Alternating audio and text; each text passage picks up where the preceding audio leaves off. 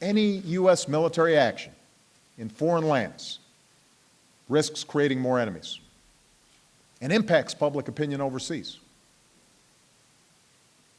Moreover, our laws constrain the power of the President, even during wartime.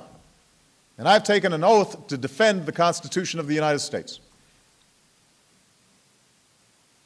The very precision of drone strikes and the necessary secrecy often involved in such actions can end up shielding our government from the public scrutiny that a troop deployment invites.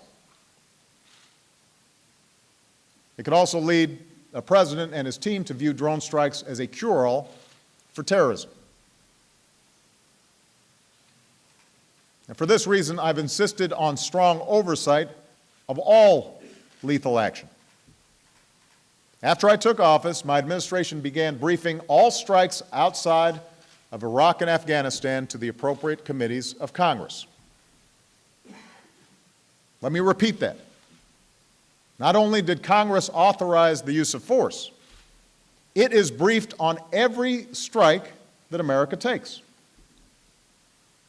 Every strike.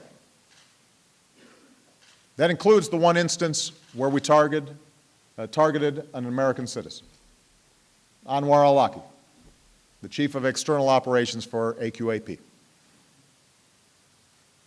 Now, this week I authorized the declassification of this action and the deaths of 3 other Americans in drone strikes to facilitate transparency and debate on this issue and to dismiss some of the more outlandish claims that have been made.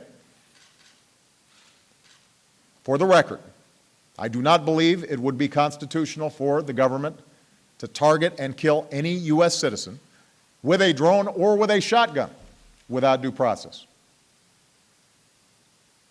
Nor should any president deploy armed drones over U.S. soil. But when a U.S. citizen goes abroad to wage war against America and is actively plotting to kill U.S. citizens, and when neither the United States nor our partners are in a position to capture him before he carries out a plot, his citizenship should no more serve as a shield than a sniper shooting down on an innocent crowd should be protected from a SWAT team. That's who Anwar al-Awlaki was. He was continuously trying to kill people. He helped oversee the 2010 plot to detonate explosive devices on 2 U.S.-bound cargo planes. He was involved in planning to blow up an airliner in 2009. When Farouk Abdul Muttalib, the Christmas Day bomber, went to Yemen in 2009, al-Awlaki hosted him, approved his suicide operation, helped him tape a martyrdom video to be shown after the attack, and his last instructions were to blow up the airplane when it was over American soil. I would have detained and prosecuted al-Awlaki if we captured him before he carried out a plot, but we couldn't. And as president, I would have been derelict in my duty had I not authorized the strike that took him out.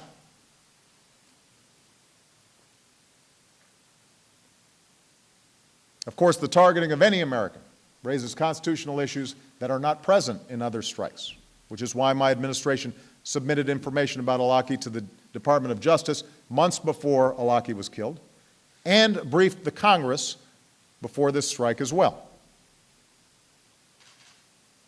But the high threshold that we've set for taking lethal action applies to all potential terrorist targets, regardless of whether or not they are American citizens.